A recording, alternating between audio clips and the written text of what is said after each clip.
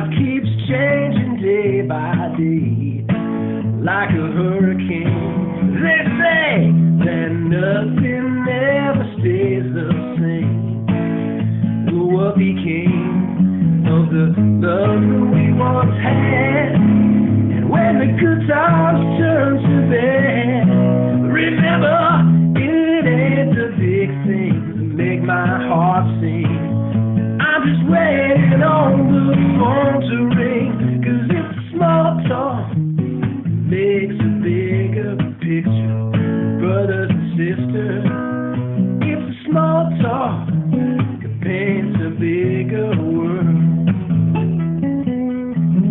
So when you're out there on your own, far away from home, and you're searching from your soul for some love solid, just remember this, it's a small talk that paints a bigger picture. That's where the heart is.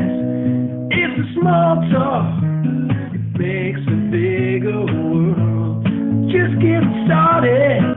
So when you're ready and you're able, pull a chair up to the table. Oh, it's a small talk that makes a bigger picture. Brothers and sisters, it's a small talk that paints a bigger world.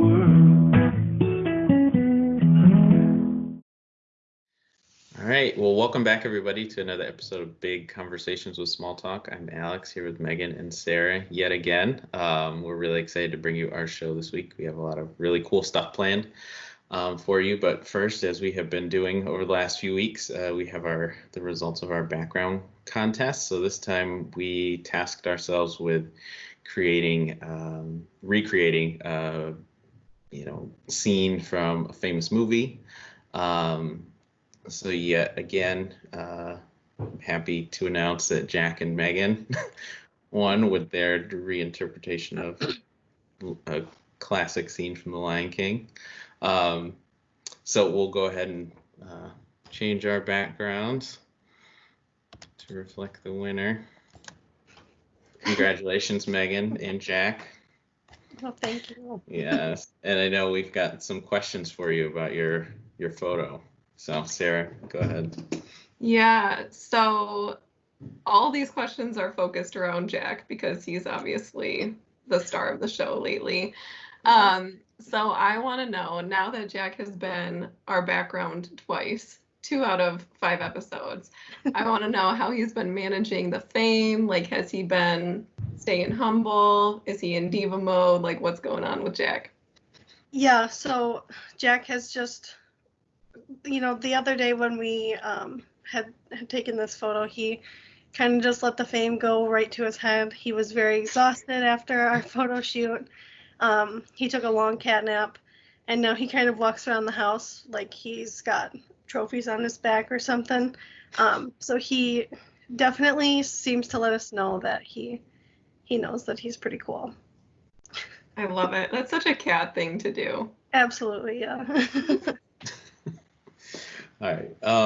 So my question is, so how much did or does Jack weigh, and how tired were your arms after holding him up like that? How many times did it take you to get the perfect shot? Yeah. So Jack is just only a year old. He turned a year old like last week, and he's 20 pounds. So he's very, very heavy. And it took quite a few tries, like, I don't know, probably about a half hour to get this picture taken. Oh my Because gosh. every time I would hold him up, he would like kick his back legs. So we went outside, and he got to walk around in the grass a little bit, and then we got this pose, and it came out really well. So he just needed some time to sort of like take a walk, clear his head. Yeah. He wasn't needed quite. to become one with Simba. Yeah, he needed to become, see what it felt like to be Simba for a minute. Mm-hmm. That makes a lot of sense, I guess. I would do the same thing if I were in his position, so that makes sense. Okay, our last question is, for people who maybe can't see up very close, Jack seems to be licking his chops or doing something. His tongue is definitely not in his mouth in this picture. So I'm wondering, what kind of tasty treat is he imagining in this photo, do you think, Megan? He's either thinking about dinner, because it was probably about dinner time, or he was thinking about, he's got like these weird little treats that he hasn't been able to have for a few weeks. So he's probably having like a withdrawal from his snacks. So I'm assuming that's probably what he's thinking of. Well, I hope he got rewarded after that. Yeah, Did so around some more. right. I'm gonna share my screen so that you guys can all see the side-by-side comparison. I forgot to do that at the beginning. So this is the perfect replica of the Lion King scene. Yes. All right. Very well done. Was your scarf Rafiki inspiration, or no? You were just cold. My scarf, yeah, I was trying to get like his white hair that he's got going on. It got very, very warm with the 2 scarves on. Oh yeah. That's just dedication. So Yeah. we appreciate your efforts to make this as accurate as possible. Now you just have to find a rock to go climb out on, and then hold Jack over it, and then in front of a bunch of other animals. So, all right. So then, again, congratulations, Megan and Jack, for winning. I'm sure this won't be the last time we'll see Megan and Jack as our background. If, you know, the past is any indication, but we will have another contest for this next week's episode, which is going to be, we're going to recreate a meme. So we're going to do kind of a similar thing, but we're just going to pick a popular meme and recreate it. And we'll encourage all of you to go and post your questions in that post, but then also like which picture you want to have as our background. So we're really looking forward to that. It should be fun. And thank you guys again for participating and voting. So we're going to go ahead and get started with our show. So I'm going to hand it off to Megan, and she's going to talk about staying inspired and being motivated during the pandemic. All right. Thank you, Alex, for that. I am going to go ahead and share my screen real quick. Cool. So here I just have some pretty helpful tips for staying motivated, staying productive while stuck at home. You know, it can be really tough trying to balance your different schedules and the different work that you have to do, and even just being stuck in your house all day long. You know, you don't have to get up, you don't have to go to work, you don't have to drive to work, and all of those things play a really important role when it comes to being productive and having you know, your normal consistent schedule. So making sure that you're waking up at your normal work time to get stuff done. You can even count in the time that it would take you to commute to work when you're going through and making your schedule. That way, if you wanted to start a little bit early, you could take some extra breaks just to make sure that you're getting all your hours in and getting all your work done, but still not overwhelming yourself too much with that. Get dressed, put on some real clothes instead of staying in your pajamas. I know it can be pretty tempting to want to stay comfy all day, but a lot of times once you get dressed, get ready, brush your hair, and put on makeup if you choose to, that'll really help with feeling like, you know, you're able to go to work essentially, even though you're doing it from home. Making sure that, you know, you're utilizing different calendars and schedules that you have to keep that consistent schedule throughout your whole day. Take breaks and go on walks, do some exercise, maybe take some books or different things like that to read while you go on a walk or run on the treadmill or anything like that. Keeping your mind sharp is really important when it comes to making sure that you're staying focused and motivated. Setting your computer into like a focus assist mode. A lot of times it can be really simple to just be able to set like a do not disturb button on your computer, so you're not getting tons of notifications for things. You're able to focus on what you're working on right then and get it done in a more timely manner too.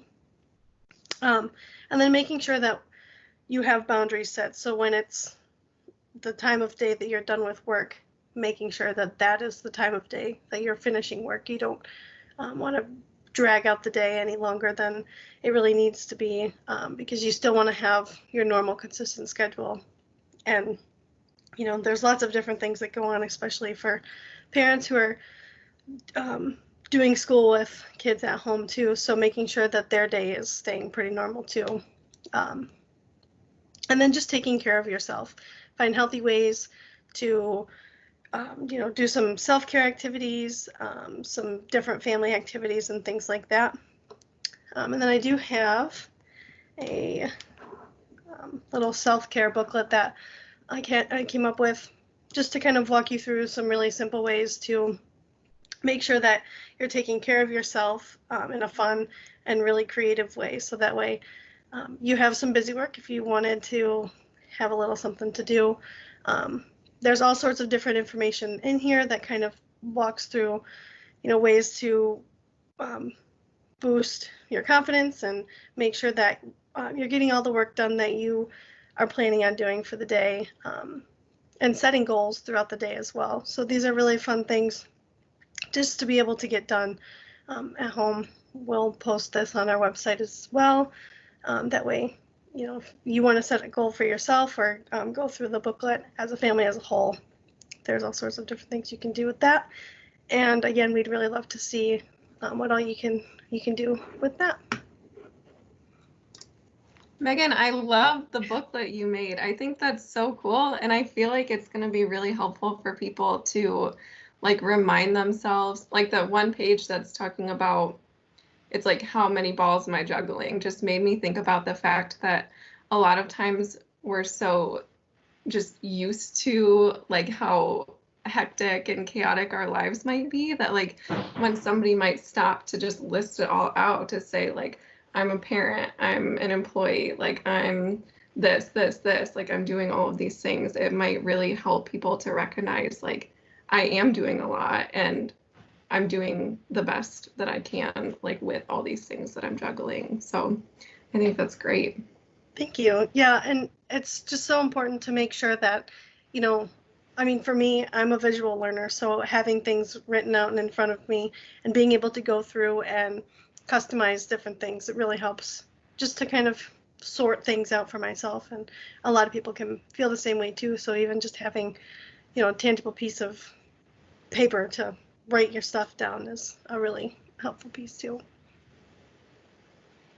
Yeah, that's awesome. Thank you so much, Megan. I think that'll, Sara said it best. I won't repeat anything she said because I think it was perfect. I think it's a great tool to help people realize kind of where they're at in the moment and know what they can and can't control, because I know a lot of times this time that we're in right now can feel a lot out of our control. But if we focus on the things that we can control and things we can manage, sometimes that helps relieve some of the anxiety and stress and frustration that all of us experience when things feel the way they do now. So, all right. Well, thank you so much again for sharing that, Megan. We appreciate it. Thank you. And now we're going to have Sara do her skills and support. She's going to talk about creating a calm down toolkit. Yeah, thanks. So today I wanted to talk about what is a calm down toolkit and the benefits of using one. So this is actually like a physical basket or a box that you can create with your child. And the idea is that it just has items in it to promote emotion regulation when they might start to feel overwhelmed or have really big, strong emotions. So we know that when we're in kind of an emotionally heightened state, our logical part of our brain kind of tends to go offline and it's not as usable as it might typically be. So, as adults, we might notice that we have a hard time kind of reminding ourselves of what might help us in this moment when we're feeling really overwhelmed. And so obviously, kids would struggle with that too if we as adults struggle with that.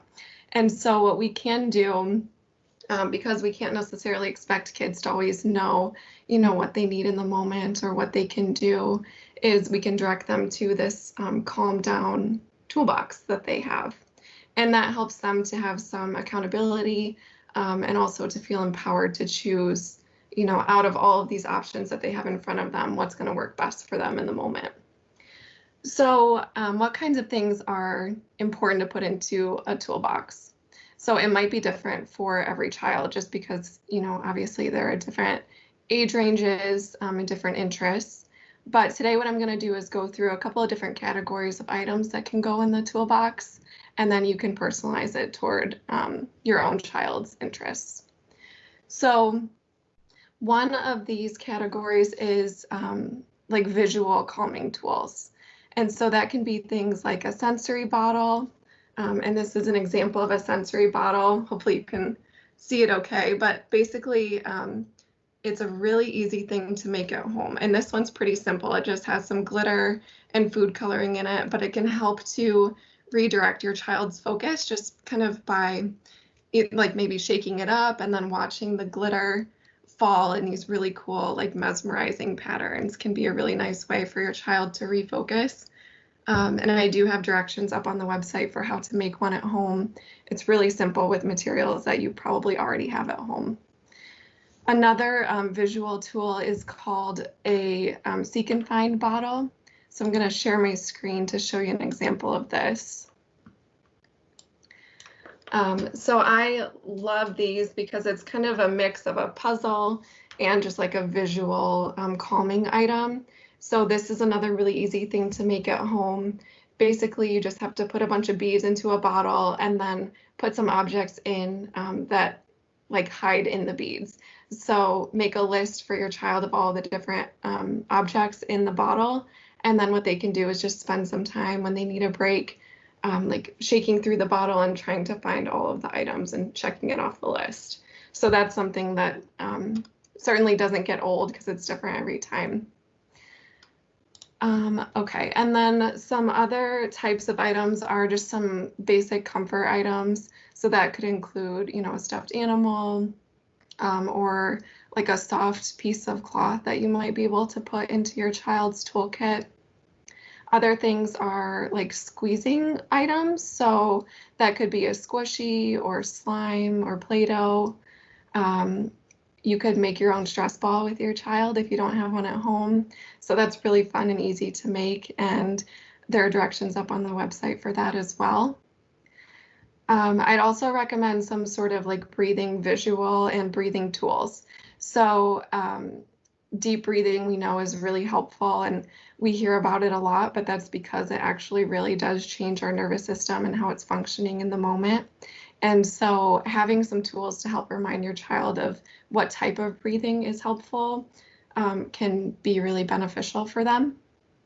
So some of the tools can be just having like a little bubble kit in the toolkit can be a really nice way for your child to practice breathing, or to have a pinwheel. And I've also included some visuals up in the resource section of our website. So one of those is called figure 8 breathing, and I'm going to share my screen another time so you can see what this looks like. But this is just, I think it's so cute and it's really easy for a lot of different kids of various ages to follow along with.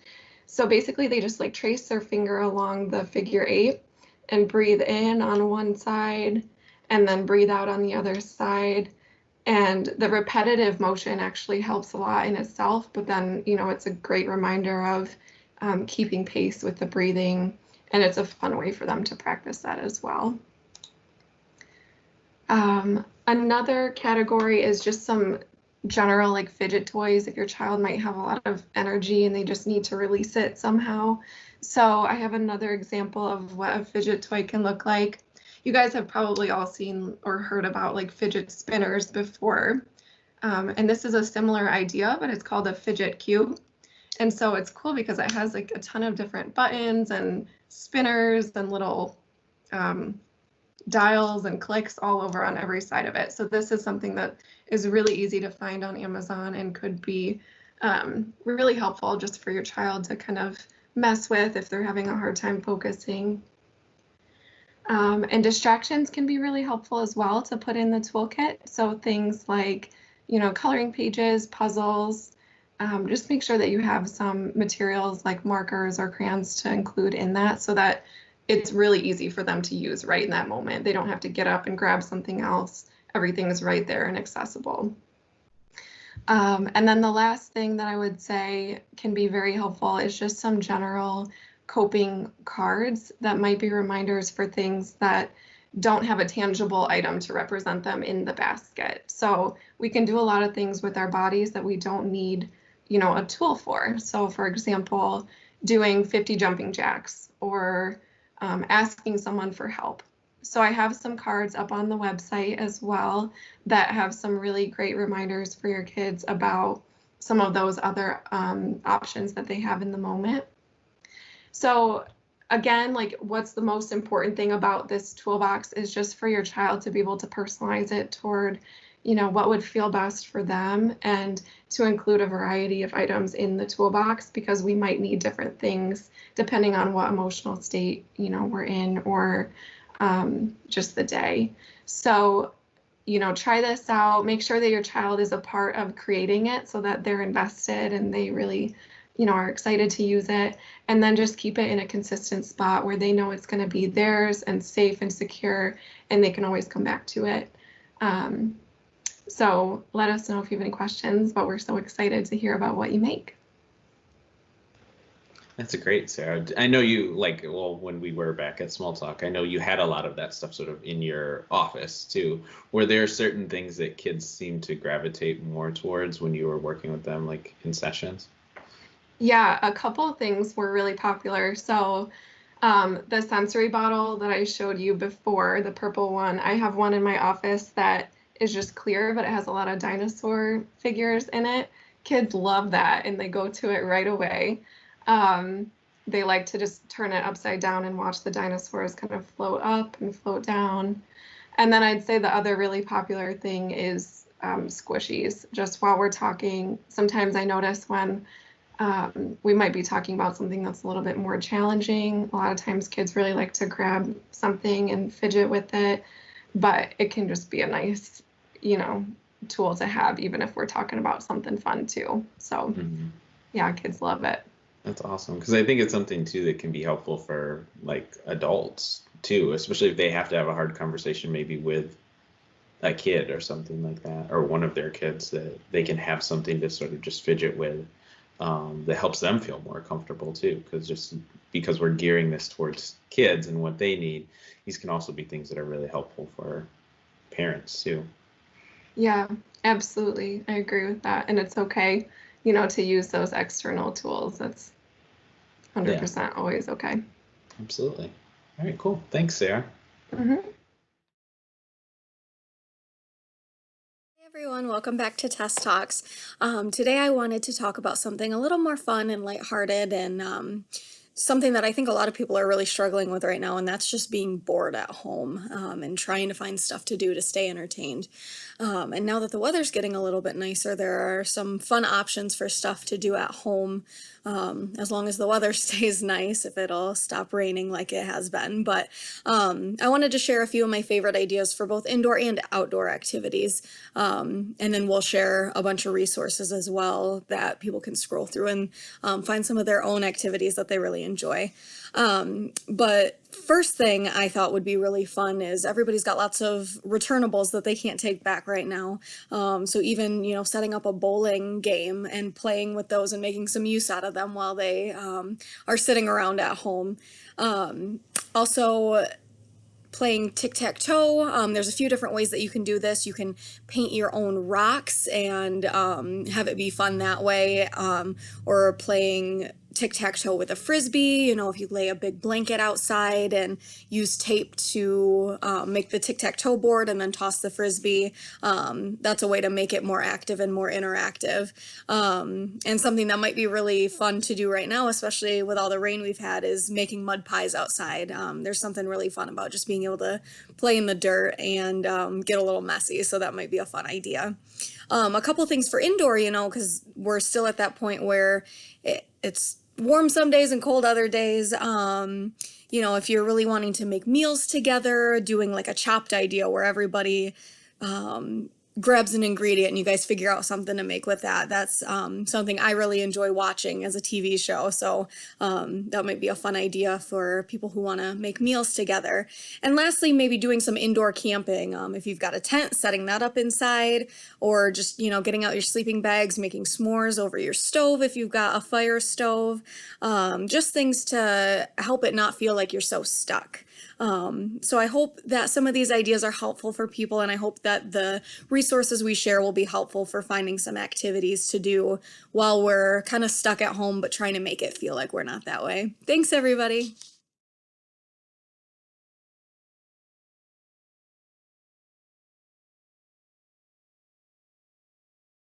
All right. Well, welcome back, everybody. We are really honored to have our two very special guests today. I met these two, I think it was probably, I don't know, it was about a year ago now, if I'm remembering correctly.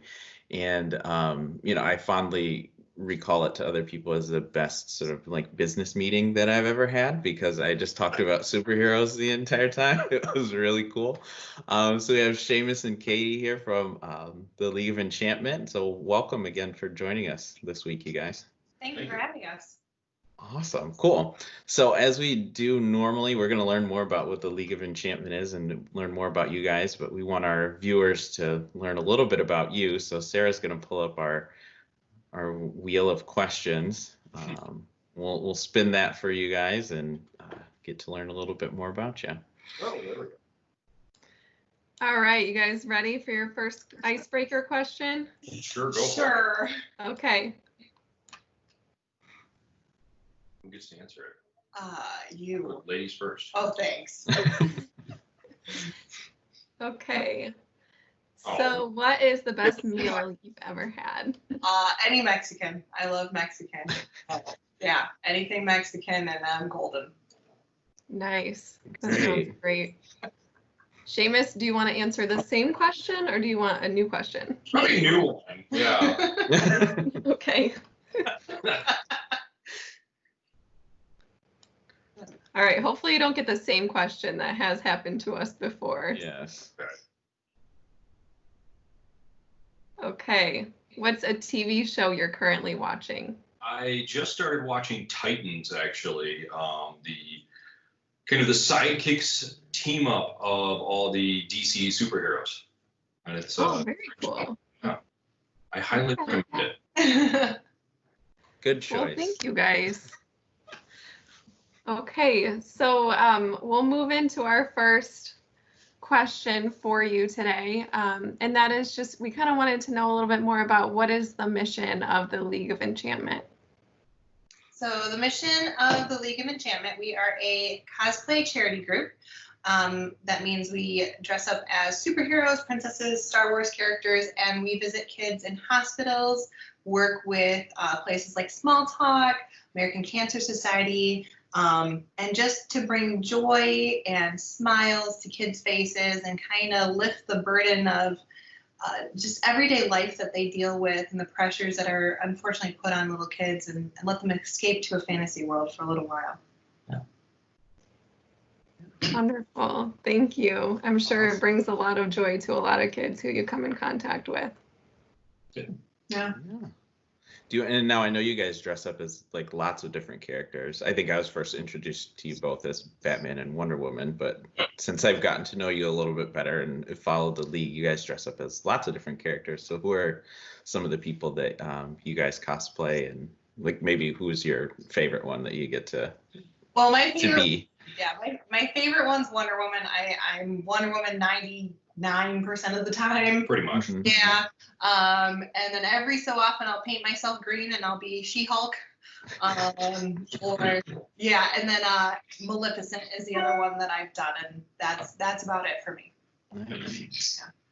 Well, Batman is my primary one for hospital visits. That's the only one I've done for hospital visits, and hospice visits as well.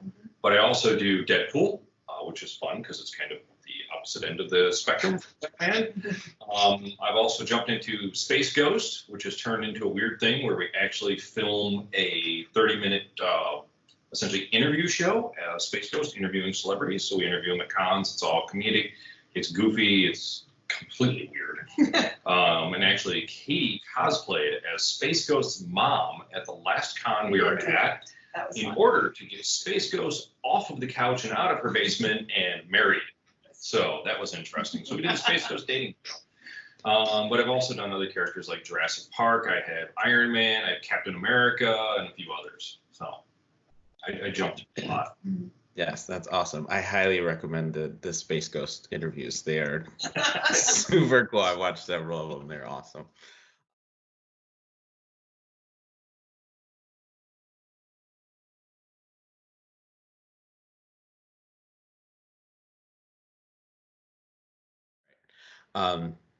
So we know that, like Small Talk, you guys are impacted by everything that's going on with COVID.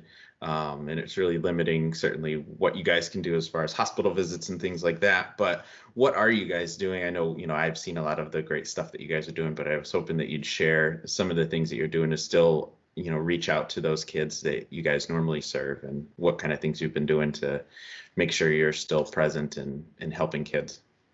Yeah, so once COVID hit, we couldn't do hospital visits. We'd actually done one the week before, and then suddenly everything got cut off. We had tons of cancellations because of that, and we essentially had to redirect our energies. We've been doing outreach packages, and then we started out aiming for mid-Michigan and Michigan itself, but now we've shipped all the way to Alaska. We've shipped to Air Force bases. We're all over the place. So nationally, it's going all over. And we get just the most amazing pictures back from families with these kids, opening them up and just seeing somebody, reaching out to them. It's pretty incredible. So that's what we've basically been doing. Yeah, lots of those. We spend our Wednesday afternoon stuffing care packages, and then the weekends trying to hit up like every dollar store, every Walmart, every Target we can. Myers became a huge sponsor for us. We had cleared out so many Dollar Trees around here that we had to head to Grand Rapids and clear out the ones in Grand Rapids. Yeah, it's been very interesting. Yeah. The people that have stepped up as well to assist us with this it's been kind of heartwarming to see. With Myers, they've thrown down numerous times to assist us in purchasing, just helping us in so many ways just from that company alone, much less all the other smaller companies that have thrown in to help us with this project. And it's been such a blessing. Yeah. That's amazing. Are there ways that, just individual regular old citizens of Gotham City or wherever can help out? We've gotten a lot of donations, so not only monetary, but also package-wise. Like Chase Banks put out a toy drive to all of their employees, and they're shipping us a box from Amazon, a box from wherever, of toys that would fit our superheroes, princesses, etc. And then we disperse those into the outreach packages. Yeah. So yeah, there are ways for others to help us out with it. Awesome. That's great. Thank you so much. Yeah. All right, Megan, I think you're up. Yeah. So my question was, can you share a story or some kind of impact that you and your team have had on a child, or that a child has had on you during the times that you've been serving the community? Good question. I can tell you about a kid that impacted us and that we helped impact their family. Last September, we were reached out to by a little kid that actually did a birthday fundraiser for us the year before. His mom reached out to us and said, "Hey, I really want you guys to meet this one little boy. He has DIPG, which is brain cancer of the brainstem. And he was given 9 months to live, and he was on month 7. And So myself, Seamus, your daughter, and then our Superman all went out to visit him. We brought toys. And he started off being really shy and quiet and timid. By the end of it, he had tied up Superman with my lasso and was shooting Nerf guns at Superman. He was not a fan of Superman. No. Yeah. So we loved meeting him that one time, but then we were invited back. He had a superhero party. And Seamus and I went again, and we brought this huge guy from Pennsylvania. He was in town for Comic-Con. And Peyton loved the Hulk, so we brought Peyton, the Hulk, and again, he wanted to tie up Superman. He tied up the Hulk because Superman wasn't there. Yeah, he tied up the Hulk. But we could see from the first visit to the second visit how much it had started to affect him, and that was really tough. And then we wanted to see him again. We wanted to make sure that wasn't our last time to see him. So we put together a huge caroling. We reached out to every single member of the league. We have 90 members of the league. We got over a third of them to show up. For caroling, we contacted the local police and fire, said, hey, it'd be really cool if you guys could bring a fire truck or a police car out. Well, Seamus got there first once we set this all up, and it was the week before Thanksgiving. And he called me, and he was like, you're not going to believe how many cars are here. There was 5 fire trucks by the time he got there. 5. And 4 police cars by the time I got there. And then an ambulance. 2 more pulling in behind me. We had 9 fire trucks, 2 ambulances, 5 or 6 cop cars, and then some other public safety cars. So we loaded up for one little boy. So we loaded everybody up in the police cars and the fire trucks. We headed on over, parked about a block away from his house. We all unloaded, and we walked all the way to his house, and the sirens all were blaring. They wanted to make sure everyone knew that we were coming, and so neighbors were coming out. Visualize this. You've got superheroes, princesses, furries, fire trucks, 1 police car in the front, behind all of the superheroes, fire trucks. Mm-hmm. Some of the fire trucks have princesses with giant dresses in them, Mm-hmm. all coming down a rural or a secondary street, Mm-hmm. like a city block. Yeah. Lights on. Yep. Sirens on. People coming out. It was a beautiful day for November. Yes. Beautiful day. Perfect day for November. And so we get there, and we did caroling. We brought presents to make sure that he had Christmas. We brought food for Thanksgiving. We brought a cake for his mom. It happened to be her birthday. And we sang, and we played with him, and we took pictures. And that was unfortunately the last time we saw him alive. Seamus and I were asked to be at the funeral afterwards. He died 3 weeks later. And we were pallbearers for that. And but yeah, his family's kind of adopted us. Mm-hmm. Even now, we still keep in contact with them. Yeah, Peyton's someone that the league is never going to forget. And yeah, I think we will forever be part of his family too. The honor to be on that casket with members of the Michigan State Police Department, you know, to walk through the 21 gun salute, you know, it was incredible. Mm-hmm. It got to be, I was on the casket as Batman. Another member was on the other side as Captain America, and Katie got to be the rear as Wonder Woman. And it was astounding. Mm-hmm. Nothing like we thought it would be. Mm-hmm. It was pretty incredible. Yeah. That's really awesome to be able to make such an impact on even just one life that you're telling us about, and to be able to show so much support for a family and to become part of somebody else's family, and for them to become part of yours is really incredible too. And it's awesome that we have something like this in the community to be able to help so many different people, and to bring superheroes and princesses to life and have them here with everybody is fantastic. Thanks. Thank you. Thank you. Yes. All right. So our last question, actually, when I had reached out to you, Seamus, about you and Katie being on, it kind of sparked in my mind, like we should have like a regular question that we ask. And it kind of originated from you guys because you guys dress up as superheroes. And there's been so much talk, I think, especially now about, what is a hero and what makes a hero, because there are people, all of us are having to make sacrifices, during this time. So we just wanted to hear from you guys, what it means to be a hero to you, or what that word means to you. I always go back to Mr. Rogers. He always said to look for the helpers. In a time of crisis, in a time of need, look for the helpers. Those to me are the heroes. The guy who runs towards the fire to save somebody, the person who gets out of their car to help whomever. I always look for the helpers, and I've always felt that that's where I should be. And that's what I teach my kids, is always help. Whether it's the lady who needs groceries put in her trunk of her car, to helping somebody with a tire, to reaching out to that kid in the hospital.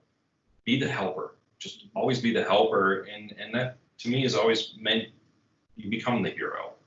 It's not the suit. It's not any of that. It's the actions. It's what we do with what we're given. That's what it means to me. I don't think I can add any more to that. He summed it up. All right, never mind. All right. Well, thank you guys so much for joining us. How can people, if they want to get involved with the league or help out with any projects, how can they reach out to you guys? So on our Facebook page is probably the easiest way to communicate. You can message us through there. You can also send us an email, leagueofenchantment@gmail.com. We're always looking for new toys, new craft stuff for kids, stuff for the care packages, but also donations to help with the shipping cost of it as well. And members. Not all of our members suit up. We have behind the scenes volunteers that help us with organization, paperwork, delivery, all kinds of stuff. Also running booths at like Comic-Cons and things like that. So, we need help. We always need help. Yeah. Awesome. Well, thanks again so much. And we'll talk to you guys soon, I'm sure. Awesome. Well, Thank you. Thanks, guys. See ya. Yep. See ya.